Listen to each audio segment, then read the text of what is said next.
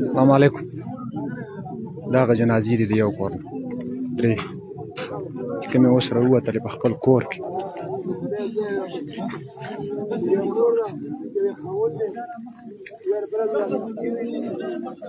مشر زوی دی دا.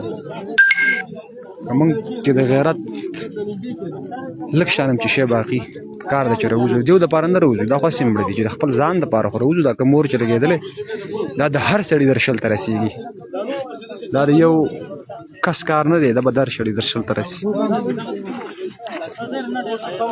دا نن د دیو کور ته رارسېدلی، سبا ستا کور ته در رسي، ستا در شل ته به در رسي.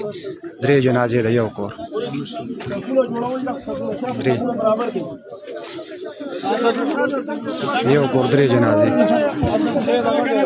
د غیرت برابر لږ شی به کیم راوځي.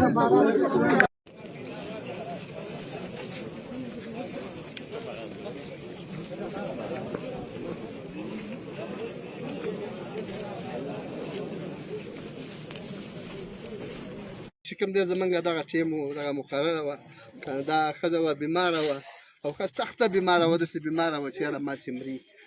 د دې نه چې کله موږ پېښور ته تلو نو زما په غوږونو کې به دا انداز لګېدو چې ما د لښتې به موږ څنګه راځو.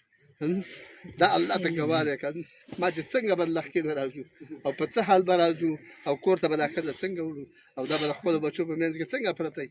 هغه نن چې کوم دی د خپلو بچو په منځ کې پرته ده، هغه کوم چې جلا والا بچي وه هغه سره یو شان پراته دي.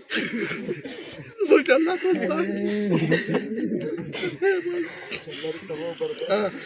او زه الله دې دا زمونږ دا مرګونه دا شهادتونه دي، الله پاک د دې باجول لپاره د امن ذریعه وګرځوي چې دې نه بعد نور ونه شي، نور مسلمانان پکې مړه نه شي او د نورو لپاره الله پاک د امن ذریعه جوړه کړي. دې لپاره ټول دعاګانې غواړئ. په دې چې مرګ زمونږ دپاره شته، خو دا داسې مرګونه چې کوم دی که نه دا افسوسناک وي، سړی پرې ټول دغه کېږي چې یاره دا زمونږ څه وشو. که د مرګ دپاره مونږ به یا په خپله مرګ مرو یا به په تبه مرو.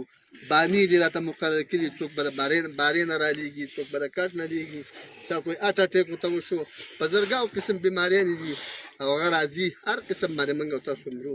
نو داسې حالاتو نه الله پاک دې دا زمونږ دا حالات د دې ټول باجوړ دپاره، د ټولې پښتونخوا دپاره، د دې ټول پاکستان دپاره د امن ذریعه وګرځوي او الله دې په دې ټول ملک کې امن راولي. الله دې پکې ښایسته قانون راولي او الله دې پکې هغه قانون راولي، هغه دغه دې پکې شفقت او محبت دې پکې الله راولي چې د ټولو ته د مسلمان غم هم یو دی او درد هم یو دی. چې دغه شانې زمونږ د الله احکامو ته او زمونږ د مشران چې کوم دي دیو ته زمونږ غم او درد یو شانتې ښکاره کېږي. په دې چې دغه زمونږ مشران دي د قیامت په ورځ دغه نه تپوس کېږي چې یاره دا ولې او دا هم دغه ده وایي چې قاتل به خپل سر په لاس کې نیولی او د مقتول ګریوان به رانیسي چې تا زه په څه وژلی یم. نو دا تپوس به مونږ کوو د قیامت په ورځ باندې چې تا په څه باندې مونږ وکړو، څه وژله، څوک ګناه هم کړې وه، دا زما ښځه دهشتګرده وه، دا وړوکي بچیان مې دهشتګرد وو، زه دهشتګرد وم، ملاخر دا بچي مې دهشتګرد وو. موږ خو د دهشتګرد په سترګو لیدلې ده. نن د دغه طرف ته سوچ شته دی، د الله نه د امن دعاګانې غواړو او د دواړه طرف ته غواړو مونږ الله پاکه هدایت ټولو ته وکړي. نو زه الله پاک دې ټولو له اجر ورکړي، خلک ټول د هغې ټولو له الله پاک اجر ورکړي.